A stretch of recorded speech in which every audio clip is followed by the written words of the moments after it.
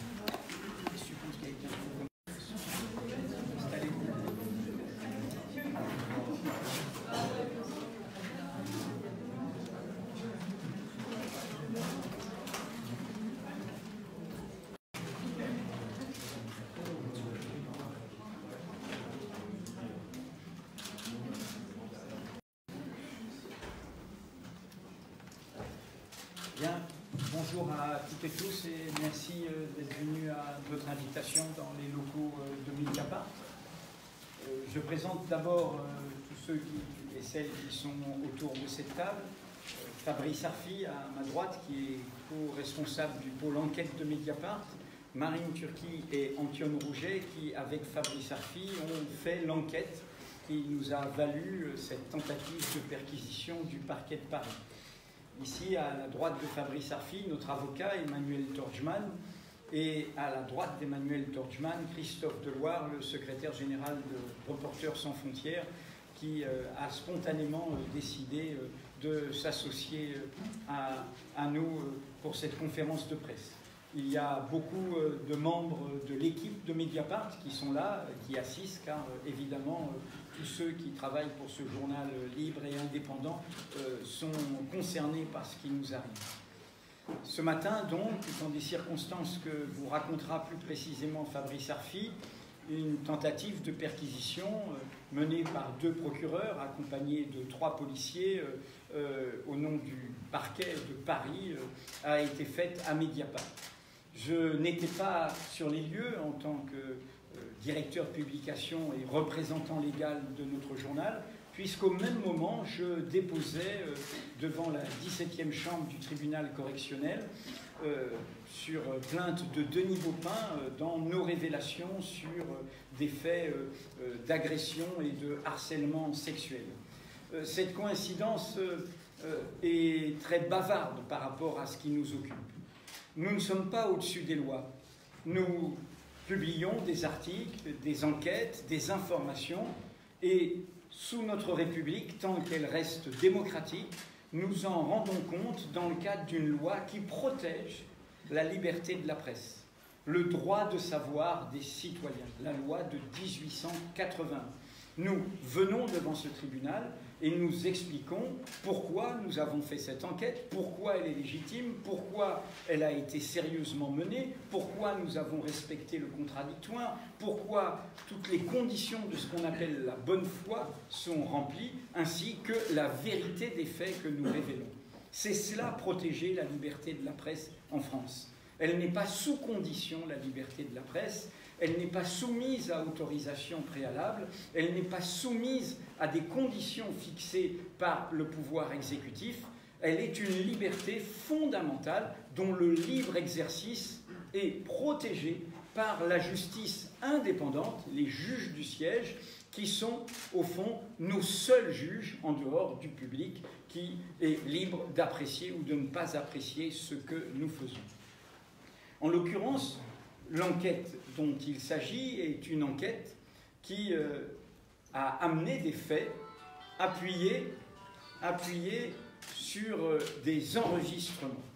Je souligne ça puisque la perquisition, la tentative de perquisition a été faite au nom d'une supposée atteinte à la vie privée de messieurs Benalla et Kras.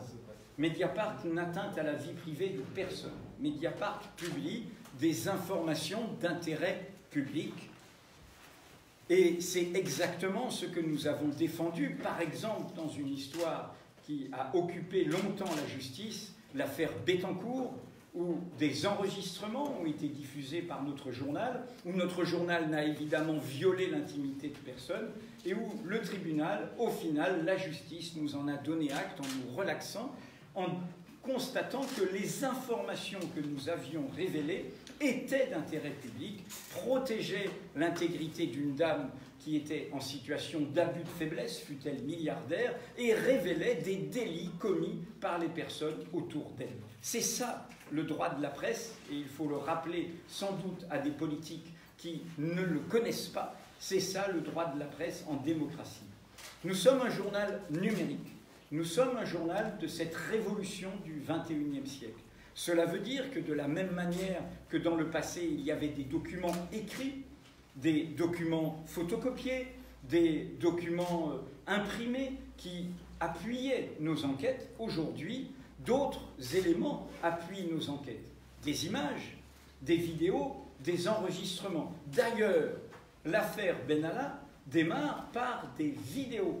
Des vidéos, les premières révélées par Le Monde et les deuxièmes révélées par Mediapart sur les violences policières illégales commises par M. Benalla et Kras contre des opposants politiques le 1er mai dernier, à la fois au Jardin des Plantes et place de la Contrescarpe. Ce matériau est notre matériau. Il n'y a rien de particulier différenciant un document imprimé, un enregistrement et une vidéo par rapport à notre travail. Ce dont nous rendons compte, c'est encore une fois la légitimité de ce que nous révélons, comment nous avons révélé cela, comment nous avons enquêté, et évidemment, toute autre question posée sur nos documents, qu'ils soient écrits, qu'ils soient filmés ou qu'ils soient enregistrés, serait une question portant atteinte au secret dont les journalistes sont les gardiens, le secret des sources, la protection de ceux qui nous alertent, la protection de ceux qui nous permettent de révéler des faits d'intérêt public. Voilà le cadre général de la situation dans laquelle nous sommes. Nous avons, dans le cadre d'une enquête très longue, commencée l'été dernier, révélé jeudi et vendredi dernier, des faits d'intérêt public. Nous avons révélé que 2 personnes mises en examen pour les violences policières du 1er mai se concertaient après leur mise en examen en violation de leur contrôle judiciaire. Nous avons révélé que ces personnes discutaient de comment effacer des traces avant des perquisitions.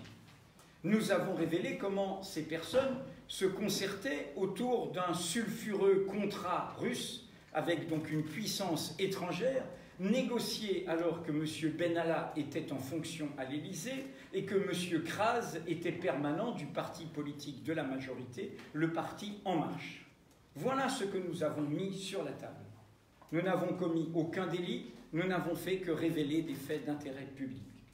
À tel point que les juges d'instruction chargés des faits eux-mêmes, chargés des violences du 1er mai, se sont tout de suite manifestés.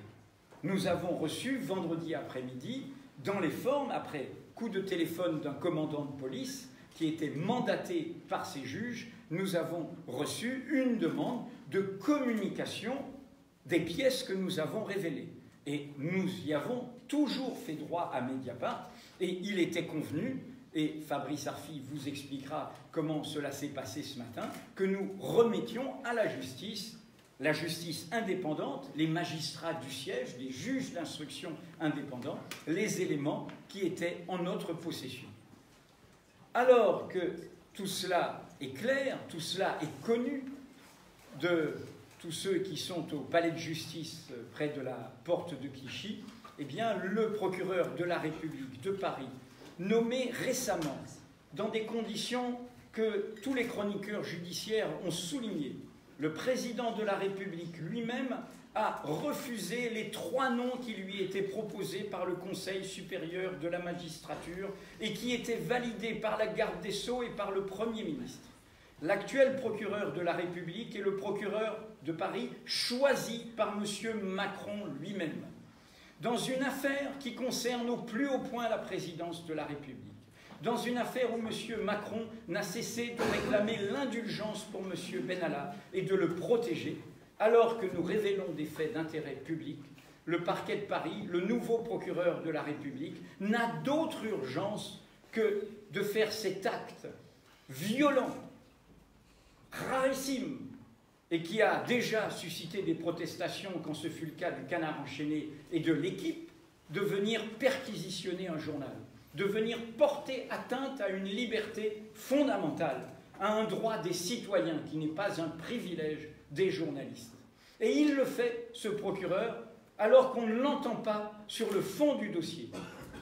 Il était en droit, vendredi dernier, de faire un réquisitoire supplétif à l'adresse des juges d'instruction chargés du dossier sur la violation du contrôle judiciaire. Rien du tout sur ce point. La justice serait en droit d'annoncer qu'elle fait une enquête sur le contrat russe à une époque où beaucoup de questions se posent sur la pression de certaines puissances étrangères, dont la Russie, sur la vie politique et économique de certaines démocraties. De la même manière, là, rien. Voilà ce que je voulais dire en introduction pour dire notre protestation. Maintenant, Fabrice va vous expliquer toutes les circonstances de ce matin. Avec Marine Turki et Antoine Rouget, ils vont revenir sur l'enjeu de cette enquête. Notre avocat va vous expliquer la situation juridique dans laquelle nous sommes à ce jour, et Christophe Deloire dira les mots qu'il a souhaité dire. Merci. Bien sûr, ça ne va pas être très long, mais pour vous raconter les faits tels qu'ils se sont déroulés ce matin, le lundi matin à Mediapart, c'est le moment de la grande conférence de rédaction de la semaine. Et ça ne s'invente pas, nous discutions longuement des dérives liberticides du pouvoir en place, que ce soit sur le droit de manifester, vous avez vu les articles de Mediapart ou la tribune de François Sureau dans Le Monde, mais aussi sur le droit d'informer, vous avez vu également les offs du président de la République paru notamment dans le journal Le Point, quand à 11h10, alors que la conférence de rédaction touchait à sa fin, un procureur de la République assisté d'une deuxième procureure de la République, puis de 3 policiers, dont, excusez du peu, un commissaire divisionnaire de la brigade criminelle, vous avez bien entendu, de la brigade criminelle, ont frappé à la porte du journal pour nous annoncer « Messieurs, c'est une perquisition ». Messieurs, dames, enfin non, il faut dire messieurs, parce que j'étais avec Michael Ashdenberg, qui est le co-responsable des enquêtes à Mediapart avec moi. Donc nous sommes allés discuter dans cette même pièce, d'ailleurs, avec les 5 représentants de l'autorité policière et judiciaire pour comprendre le cadre des diligences inédites dans l'histoire de Mediapart. Ça n'est jamais arrivé dans l'histoire de Mediapart, qu'ils ont mis en branle contre nous, puisque c'est contre nous que cela a été fait. Il nous a été expliqué qu'ils agissaient dans le cadre d'une enquête préliminaire, donc ouverte par le parquet de Paris, qui n'est pas entre les mains de juges d'instruction indépendants du pouvoir politique, statutairement indépendant, contrairement au procureur, qui est une enquête qui a été ouverte, et c'est là où le vertige nous a pris, pour atteinte à l'intimité de la vie privée de messieurs Benalla et Kras, et sur les circonstances potentiellement illicites de l'enregistrement, des conditions d'obtention, mais aussi de diffusion, à savoir nous, comme le droit nous l'y autorise, puisque nous sommes, pour faire juste un peu juridisme, et vous m'en excuserez, dans le cadre d'une enquête préliminaire, pas d'une instruction judiciaire, d'une enquête préliminaire, la personne visée, en l'occurrence nous, pouvons nous opposer à la perquisition. C'est un droit. Donc nous avons excipé de ce droit pour que la perquisition n'ait pas lieu. Il n'en demeure pas moins que le procureur de la République, procureur adjoint de la République de Paris qui était présent, nous a manifesté à Michael Achdenberg et moi-même la possibilité de revenir avec un mandat du juge des libertés et de la détention pour que la perquisition devienne cette fois coercitive. Il n'a pas dit qu'il allait le faire, il a dit que c'était possible, il ne l'a pas exclu. Voilà. Donc c'est une hypothèse qui est toujours suspendue à nos propres discussions en ce moment. Il est possible que la maréchaussée débarque pour, de manière coercitive et contraignante, entrer dans le journal et tenter de récupérer des pièces. Bien sûr, nous nous y opposerons si ça devrait arriver. Pourquoi nous considérons comme extrêmement grave ce qui vient de passer, et Louis vient de le dire, c'est inédit, c'est une attaque au sel même de l'enjeu démocratique du journalisme, le secret des sources, c'est pas à vous qu'on va dire ça, sans source nous ne sommes rien, il n'y a pas d'information, et ça nous surprend pour au moins deux raisons. La première, c'est le contraste vertigineux qu'il y a entre la gravité des faits que nous avons révélés jeudi dernier. Nous parlons d'un ancien collaborateur du président de la République et de l'ancien responsable du parti présidentiel qui, au mépris du contrôle judiciaire dans le cadre de leur mise en examen, violent le contrat judiciaire, se rencontrent secrètement à Paris le 26 juillet, pas pour parler de leurs enfants, de leur famille ou du prochain match du PSG, pour détruire des preuves, pour dissimuler des preuves. Hein, il est même question d'aller nuitamment dans les locaux de la République En Marche pour faire du nettoyage avant une perquisition. Et parallèlement à cette première révélation-là, nous révélons dans le même article ce qui constitue, et nous pesons les mots, une affaire d'État, l'affaire du contrat russe. Voilà que nous apportons les preuves définitives, après plusieurs mois d'enquête, une enquête, comme l'a dit Louis, débutée au mois d'août, qu'un homme dépositaire par sa fonction des secrets de la présidence de la République, M. Benalla, alors qu'il est à l'Élysée, est impliqué, y compris financièrement, dans un contrat sécuritaire avec un oligarque russe proche de Vladimir Poutine, soupçonné par plusieurs magistrats européens d'être lié au pire groupe criminel de Moscou. Hein, voilà les faits que nous révélons, que nous sommes prêts à assumer devant la justice, dans le cadre de la loi 1881. Voilà l'affaire d'État que nous révélons.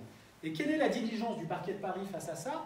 C'est de venir perquisitionner le journal parce que M. Benalla serait la victime d'une atteinte à la vie privée, de sa vie privée et M. Kras, et de savoir les conditions dans lesquelles nous avons pu révéler ces informations qui mettent M. Benalla, Kras et consorts dans le plus grand des embarras et la présidence de la République dans le plus grand des silences, qui n'a rien à dire sur ce que vous nous révélez. Nous parlons d'une potentielle affaire de compromission au sommet de l'État. Au sommet de l'État avec une puissance étrangère, sans parler des questions de flux financiers opaques qu'il y a derrière, puisque tout ça passe notamment par une ribambelle de paradis fiscaux, et un troisième délit qui est révélé, le parjure devant le Sénat. M. Benalla a affirmé devant le Sénat qu'il n'avait jamais eu aucun lien, ni de près ni de loin, avec le contrat russe. Les enregistrements prouvent le contraire. La deuxième raison, et j'en terminerai là, et bien sûr mes confrères et consoeurs pourront amender ou augmenter ce que je dis, c'est la troisième raison qui nous surprend dans les diligences du parquet intolérable de ce matin, c'est que ça tranche singulièrement avec la lenteur et la mollesse du même parquet de Paris quand, sous le statut d'enquête préliminaire, au début de l'affaire des violences du 1er mai de la saison 1 de l'affaire Benalla, ils ont mis 48 heures à perquisitionner le domicile de M. Benalla au prétexte que la clé, vous connaissez l'histoire, avait été perdue, intervalle durant lequel la chambre forte de M. Benalla a disparu, pouvant contenir de fait des documents essentiels à la manifestation de la vérité dans l'enquête, et sur lequel le parquet de Paris, constatant que la chambre forte avait été déplacée, M. Benalla lui-même le reconnaissant en garde à vue que des personnes, il ne sait pas qui, dit-il, étaient venues subtiliser le coffre le temps que la perquisition n'ait pas lieu, il n'y a pas de supplétif, il n'y a pas d'élargissement de l'enquête, le parquet ne le veut pas,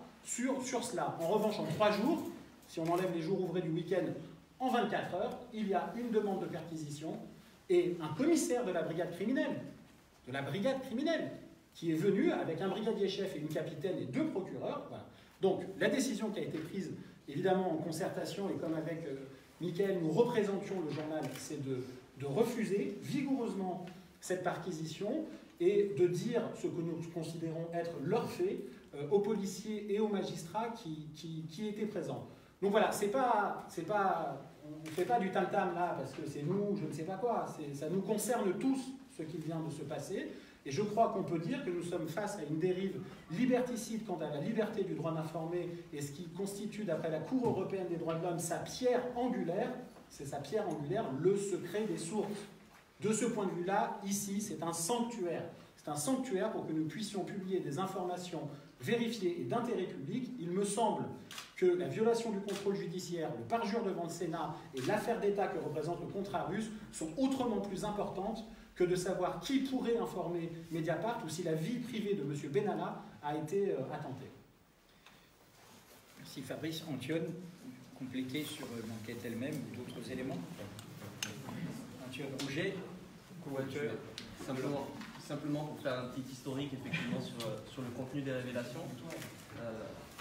Comme l'a dit Fabrice, jeudi dernier on a apporté la preuve non seulement que Alexandre Benalla avait menti sous serment devant le Sénat, mais en plus qu'il était le grand organisateur de ce contrat russe dont on ne parle pas encore suffisamment et qui est pour nous le volet peut-être le plus grave de cette affaire depuis les révélations du Monde sur les violences de la contrescarpe. Ça fait maintenant 2 mois que nous sommes en train de reconstituer le puzzle de ce contrat russe. Notre premier article date de la mi-décembre, il est passé relativement inaperçu, mais Alexandre Benalla l'a bien vu. Et nous savons depuis des semaines qu'il est en panique sur ce sujet-là. Non seulement il n'a jamais porté plainte en diffamation contre nos publications, il n'a jamais daigné nous répondre là-dessus, mais le 31 décembre, quand il a donné une interview à Mediapart après nos révélations sur les passeports, il a assuré que tout ce que nous avions écrit jusqu'à présent était vrai. Et voilà aujourd'hui la raison pour laquelle M. Alexandre Benalla, au lendemain de nos révélations, contenant des enregistrements, mais aussi des témoignages, des documents, c'est important de le dire, ça fait des mois qu'on travaille là-dessus, il attaque finalement en détournant le droit de la presse, sans contester le fond de nos informations, qui sont encore une fois gravissimes, absolument gravissimes. Comment imaginer que le principal collaborateur du président de la République ait pu, en juin 2018, avant même les révélations du Monde, avant même qu'il puisse imaginer sortir de l'Élysée, négocier et participer à la mise en place d'un contrat de sécurité pour un oligarque russe, bras droit de Vladimir Poutine, en lien, selon plusieurs magistrats, en lien potentiel avec les pires mafias moscovites. Et aujourd'hui, on est face à un sentiment une incompréhension totale par rapport à l'action judiciaire qui, plutôt que de mettre en œuvre finalement toutes les diligences pour vérifier et pour examiner la manière dont le contrat russe a pu être signé, y compris pour voir si Alexandre Benalla a menti devant le Sénat comme nous l'affirmons et les raisons pour lesquelles il a pu mentir. Au lieu de ça, le lundi matin, 4 jours après nos révélations, on vient nous perquisitionner pour essayer de savoir quelles sont nos sources dans cette affaire. Donc pour nous, évidemment, on est assez stupéfait. Je crois que depuis le début de cette affaire, on n'a pas fini d'être stupéfait par la manière dont elle est gérée à la fois au niveau de la présidence de la République et par la justice. Et nous estimons que c'est un moment absolument gravissime pendant lequel la profession doit faire bloc pour défendre la nécessité de poursuivre ces enquêtes. On a un président de la République qui a dit que la presse ne cherchait plus la vérité. Nous sommes en train progressivement de la mettre sur la table. On n'a pas fini sur cette affaire du contrat russe. Évidemment, on va continuer. Et évidemment, l'action d'Alexandre Benalla ne va pas nous dissuader de continuer, ne va pas dissuader nos sources de continuer à nous aider. Et puis on ira jusqu'au bout, coûte que coûte. Marie ?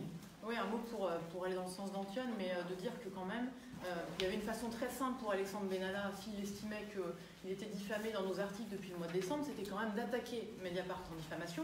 Ça n'a pas été le cas, et ça n'a pas été le cas parce que c'est vrai. Voilà pourquoi, parce que c'est vrai.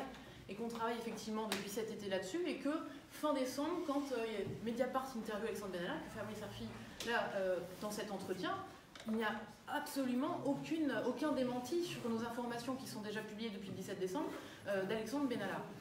Mais surtout, effectivement, là-dessus j'appuie mes collègues, on s'étonne évidemment qu'à notre connaissance, il n'y ait pas d'autre réaction de la justice par rapport à tout ce qu'on met sur la table depuis plusieurs semaines, et notamment depuis la semaine dernière, l'implication personnelle d'Alexandre Benalla dans ce contrat, qui a négocié de bout en bout ce contrat avec Iskander Marmoudov, et puis surtout, effectivement, la volonté, les discussions autour de la destruction de preuves, et ça ressort clairement dans nos éléments.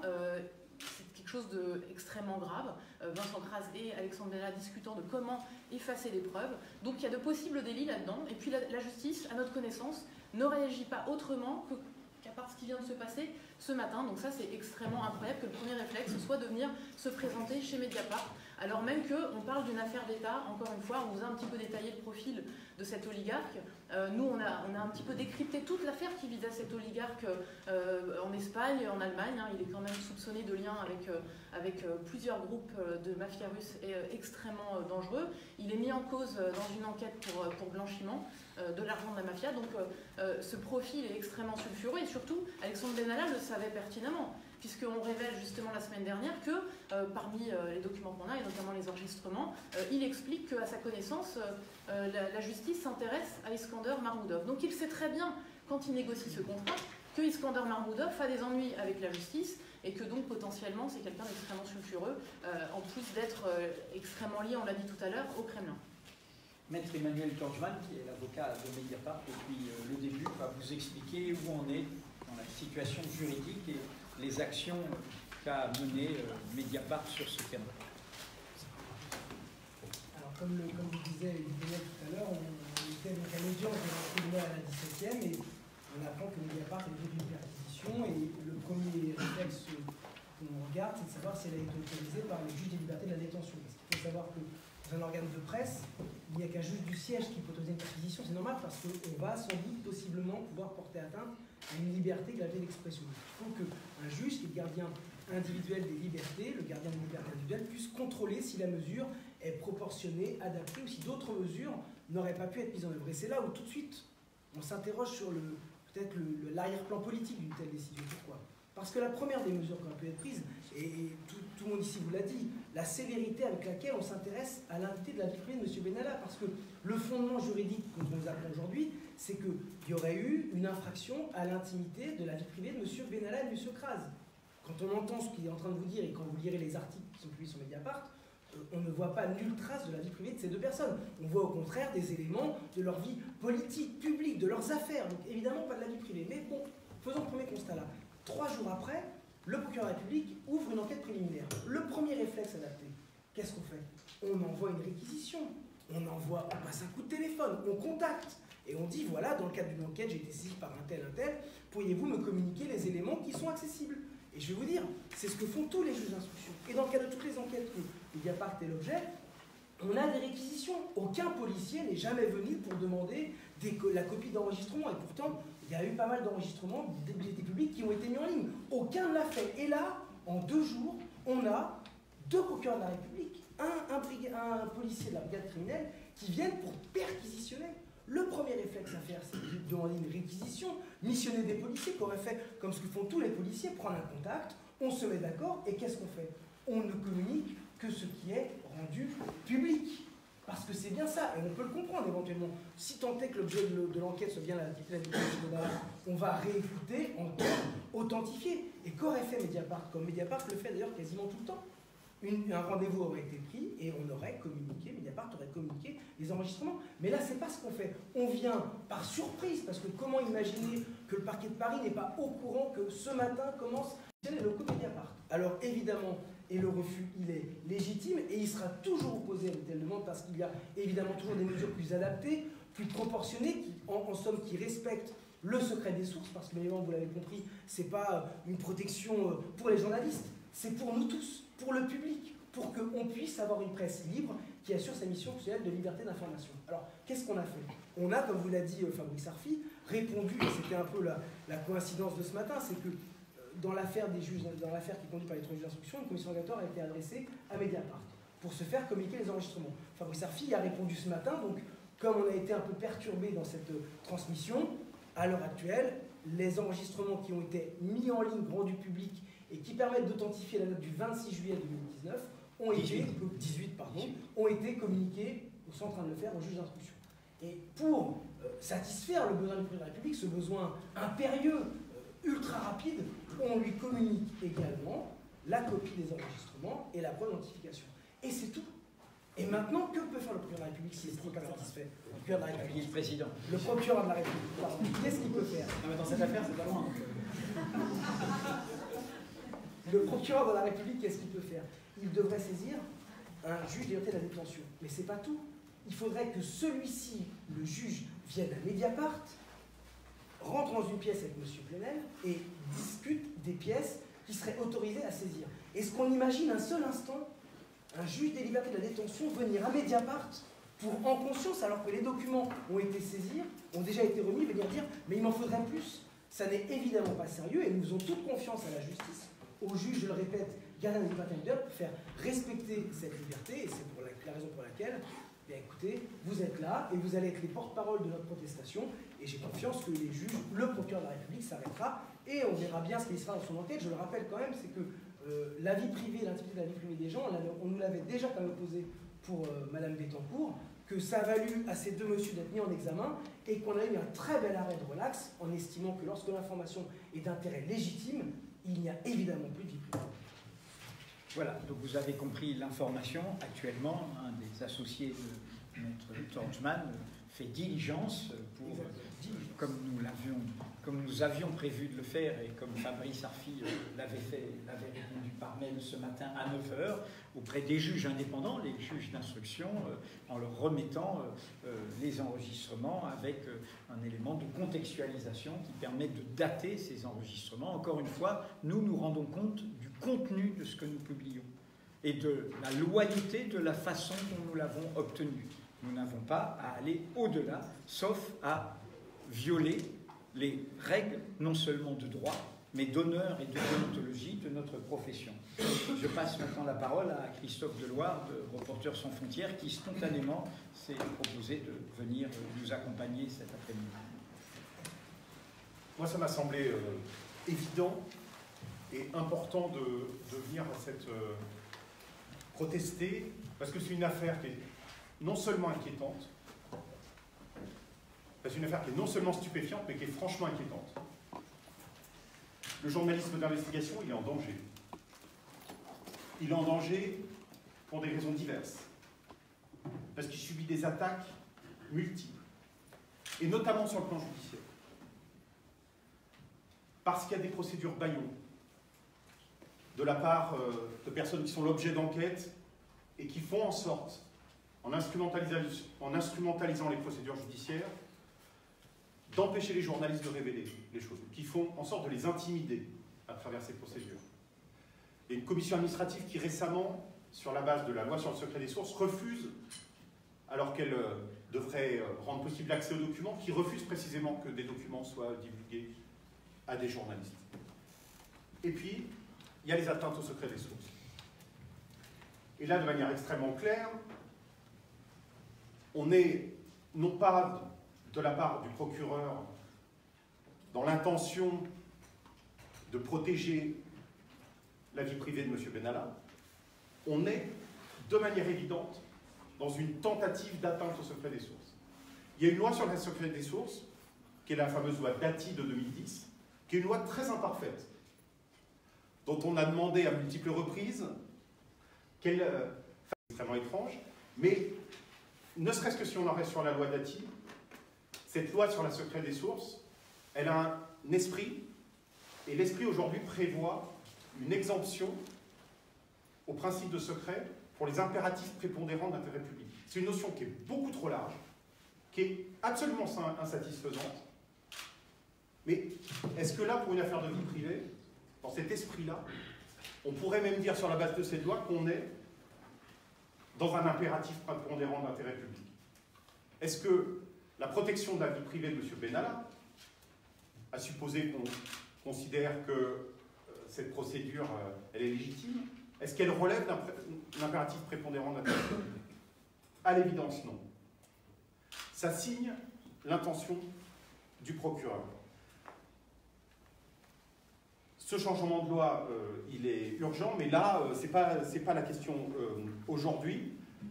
Le parquet met en danger le journalisme d'investigation en procédant à telles actions, à ce qui relève clairement d'intimidation, parce que si dans un pays le secret des sources n'est pas garanti, s'il apparaît qu'il est fragilisé par des actions comme celle-là, alors des sources peuvent se montrer réticentes à parler. Et qu'est-ce qu'un pays dans lequel le secret des sources des journalistes n'est pas garanti? Ça n'est pas un pays où les journalistes ont un privilège en moins, c'est un pays où les citoyens sont privés de leur droit à avoir accès à une information qui n'est pas seulement une information officielle. Et ce qui est en jeu dans cette affaire, c'est la capacité des journalistes d'investigation à avoir accès à des sources et à ce que, le cas échéant, des sources viennent vers eux et qu'ils soient des sources qui prennent un risque. C'est le principe des sources des journalistes d'investigation, mais qui, pour prendre ce risque, doivent être protégées légalement. C'est le sens de la loi, c'est pourquoi elle doit être respectée, c'est pourquoi il est absolument essentiel que ce qui s'est passé ce matin, qu'il soit mis fin au plus vite, qu'à aucun moment le juge de la liberté de la détention dans le futur ne donne autorisation à quiconque de venir porter atteinte au secret des sources, à Mediapart et évidemment dans les autres rédactions. Merci Kéchoff. Donc si ça n'est pas été clair, je le répète, Mediapart n'a jamais porté atteinte à l'intimité de la vie privée de M. Benalla Ekraz. Relisez notre enquête. Mediapart ne s'intéresse qu'à des faits d'intérêt public qui concernent le fonctionnement de la présidence de la République, des conflits d'intérêts, des pressions sur la justice. Nous nous en sommes tenus à cela. Voilà. Est-ce qu'il y a des questions? Si vous pouviez vous présenter comme c'est en Facebook Live pour que tout le monde sache qui vous êtes. Voilà. Bonjour, Jean-Luc Filière, Libération. Le parquet, il communique, il dit que ce n'est pas une plainte de M. Benalla ou de M. Kras, mais des éléments destinataires qu'ils ont reçus. Il parle d'éléments, ils ont été destinataires d'éléments ayant justifié l'ouverture d'une enquête préliminaire. Donc visiblement, ce n'est pas une plainte de M. Benalla. Et il parle de deux chefs, donc l'atteinte à l'intimité de la vie privée, la détention illicite d'appareils et dispositifs techniques de nature à permettre la réalisation d'interceptions, de télécommunications, etc. Est-ce que vous en savez plus à la fois sur ces éléments et sur le délai? Il y a quelque chose d'extrêmement... Il y a quelque chose de surprenant, parce qu'en effet, avec Michael Eisenberg, on a demandé au procureur de la République de Paris, étant un tout petit peu affranchi à Mediapart de la question juridique autour des enregistrements et, excusez-moi de faire encore du juridisme, des articles 226-1 et 226-2 du Code pénal qui concernent la captation clandestine d'enregistrement de personnes et, article 1, article 2, de sa diffusion éventuellement par la presse ou toute partie tierce. Bon. On avait demandé avec Mika, est-ce que c'est une enquête d'initiative du parquet de Paris? Le procureur nous a dit oui, c'est une enquête d'initiative. Mais c'était difficile à interpréter comme phrase. Pourquoi? Parce que, et ça a été l'un des enseignements de l'affaire Bettencourt, le parquet, sur le délit d'atteinte à l'intimité de la vie privée, ne peut pas se substituer à une personne privée. Le parquet représente le ministère public, mais c'est comme pour la diffamation. Il faut qu'il y ait une plainte préalable de quelqu'un qui s'est estimé atteint dans l'intimité de sa vie privée ou diffamé, pour que le parquet fasse office de ministère public et le privilège des poursuites, hein, l'opportunité des poursuites, comme on dit dans le code de procédure pénale. Donc ce que vous dites là est une question qui poursuit encore plus et amplifie notre interrogation. Voilà, première chose. Deuxième chose, en effet, sur ce point juste, notre avocat en tirera sans doute les conséquences, c'est très grave. S'il n'y a pas eu de plainte avec constitution de partie civile et qu'il y a une plainte simple, initiative du parquet seul sur une atteinte à l'intimité de la vie privée, ça veut donc dire que le procureur de la République de Paris se porte lui seul garant de la vie privée de M. Benalla sans que M. Benalla lui ait rien demandé. Ça veut donc dire que le procureur de la République est simplement le serviteur du président de la République. Et de M. Benalla. Deuxième point sur ce que vous dites sur les conditions de l'enregistrement. Enfin, ce que tu dis, parce qu'on ne va pas faire semblant non plus de façonner. Notamment des appareils qui permettraient de surprendre des conversations à distance, etc. Qu'est-ce que ça sous-entend? Que Mediapart a des IMSI catchers? Que Mediapart est le relais d'une opération internationale de déstabilisation? qu'il y a une guerre au sein des services de l'État, que par conséquent, pourquoi je dis ça? Quelles que soient les questions que se pose le parquet de Paris, dans le cas de l'atteinte à l'intimité de la vie privée, qui a atteint la vie privée de M. Benalla, avec cette prudence qu'on vient de dire, enfin, le parquet fait le bien de M. Benalla sans qu'il ait à s'en soucier lui-même. Et deux, par quels moyens tout ça a été fait? En réalité, on voit bien que ce sont des manœuvres, un habillage qui n'a qu'une seule fin: trouver les sources de Mediapart, pour les tarir, pour empêcher que cette affaire qui fait paniquer la présidence de la République, qui fait paniquer M. Benalla et ses amis, prenne fin. Voilà quelle est, de mon point de vue, de notre point de vue, je crois, la seule lecture qu'on peut avoir de ce qui est en train de vous être raconté par le parquet de Paris. Déjà, la perquisition, la tentative de perquisition était grave, mais l'habillage juridique qu'on est en train de nous dérouler pour la légitimer est encore plus grave. Est-ce que, Emmanuel, tu préfères répondre à d'autres questions ou ajouter quelque chose? Non, voilà, ce qu'il faut savoir, c'est que si effectivement il n'y a pas de plainte préalable, la perquisition, elle serait nulle.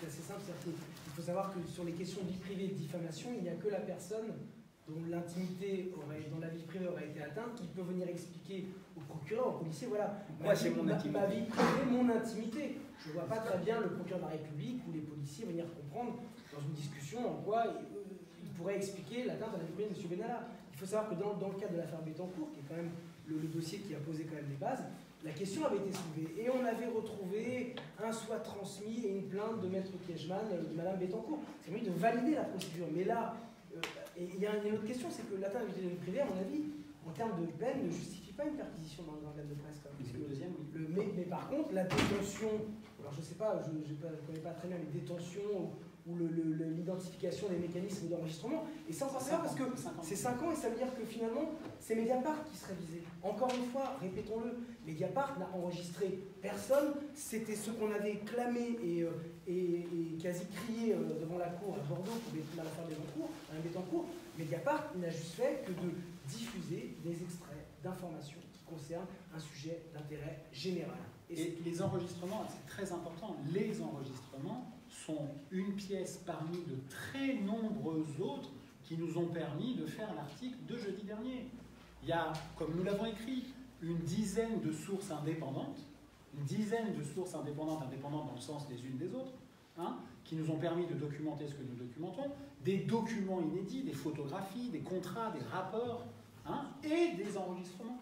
Mais c'est un élément parmi d'autres. Et on voit bien que là, il y a une manœuvre de diversion vis-à-vis du fond de l'article. Allez-y, présentez-vous. Cécile Henry, journaliste à BFM TV. Juste une question de procédure. Premièrement, puisqu'ils vous menacent quasiment de revenir avec un GLD, enfin en tout cas ils évoquent la possibilité que ça ait lieu. Qu'est-ce qu'il faut procéduralement pour qu'il rappelle au GLD? Sur quel motif juridique il pourrait justifier d'en arriver là? Est-ce qu'il y a des précédents, est-ce que vous savez s'il y a des précédents dans un organe de presse sur ce motif-là d'atteinte à la vie privée? Et ensuite, le secret des sources, si ça se produit, s'ils viennent avec un GD, il peut être invoqué à aucun moment, même sur place. Alors c'est-à-dire que c'est-à-dire que là, il faudra donc que le procureur de la République saisisse le JLD d'une demande d'autorisation de perquisitionner. Ce serait plus le procureur de la République qui le ferait, mais il faudra donc bien sûr la justifier, la motiver sur le motif prépondérant d'intérêt public, parce que l'atteinte à la vie privée, c'est pas. L'atteinte à la vie privée de M. Benalla n'est pas un motif suffisant. Ça, il faudrait donc lui expliquer que finalement, il y aurait autre chose qui justifierait qu'un juge, parce que ce serait le GLD qui viendrait à Mediapart, vienne perquisitionner et demander un certain nombre de documents.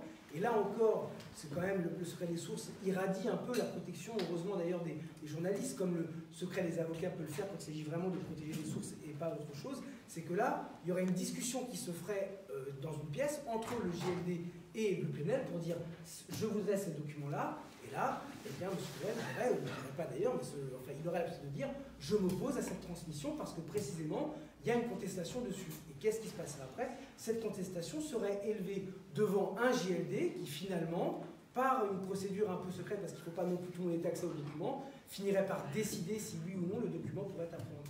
Dans une audience, quelques jours plus tard. Quelques jours plus tard. Et est-ce que vous savez, sur le motif d'atteinte à la vie privée, dans un organe de presse, a-t-il déjà été perquisitionné pour ça? Alors, il y a eu de mémoire, il y a eu Pas pour atteinte à la vie. Non, alors pour atteinte à la vie privée, c'est pas possible parce que C'est délirant. mais il y a C'est juridiquement délirant. dans l'affaire de Koh-Lanta, je ne sais pas si vous vous Oui, souvenez, mais oui. il y avait une perquisition, la perquisition avait été précisément annulée après, mais le problème c'est que c'est ultérieur, c'est après, parce que là pour l'instant, la grande difficulté qu'on a, et c'est ce que soulèvent beaucoup de personnes dans l'étude de perquisition, c'est qu'on n'a pas accès à un juge. On n'a aucun recours.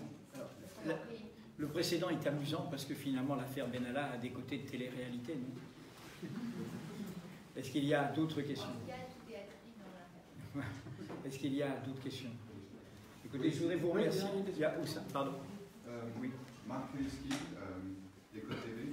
Comment est-ce que vous expliquez que des chaînes comme TF1, comme BFM TV, qui ont 100 fois plus de moyens de scandale, Écoutez, je pense Il y que a des gens justement, formidables à BFM je pense TV, à que TF1. ses confrères et ses consoeurs sont là, ils se battent pour bien faire leur travail au mieux. Brut est là aussi, les réseaux sociaux, la diversité des médias.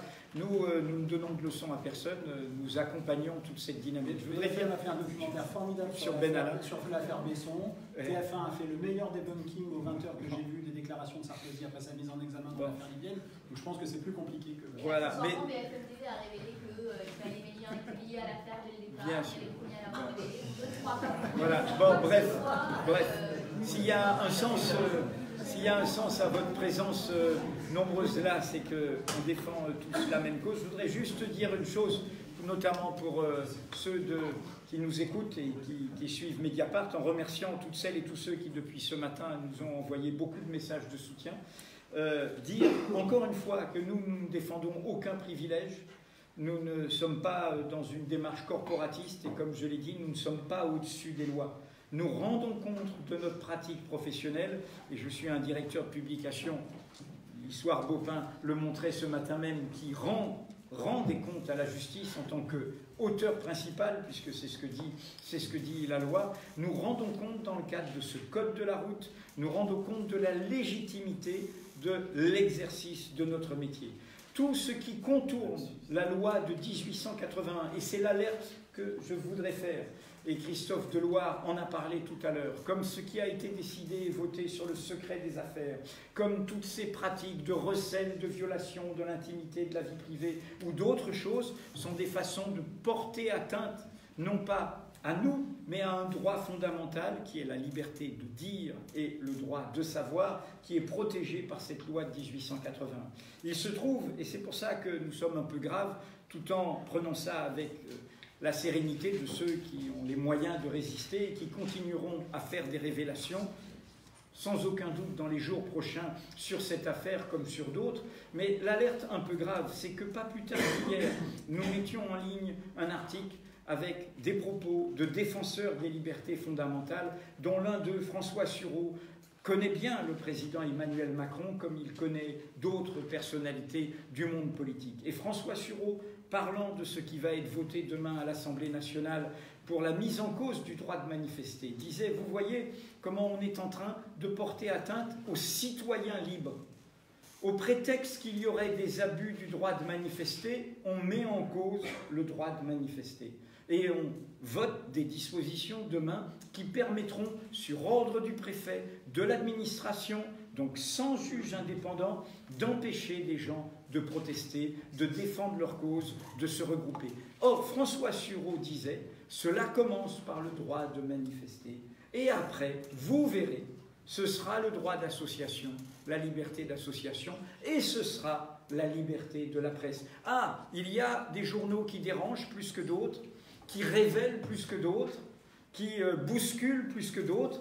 Eh bien, nous, pouvoir politique, présidence de la République, pouvoir exécutif, nous estimons qu'ils abusent de cette liberté. Eh bien, voilà, nous commençons à remettre en cause cette liberté. C'est cela, la dérive que nous dénonçons. Je pense qu'il faut prendre ce qui est arrivé ce matin à Mediapart, en espérant que la justice va se ressaisir, comme une alerte pour toute notre profession. Et voilà, je vous remercie d'être venu dans nos locaux et de relayer tout cela auprès de ceux qui vous écoutent. Merci.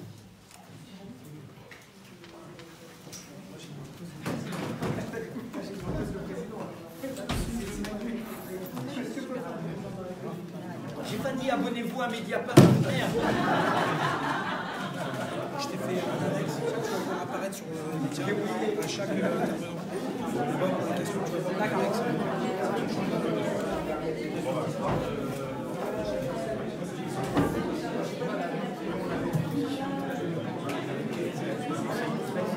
Je disais bien sûr que c'est une bonne idée. Et voilà, dans le contexte actuel, je sens pas.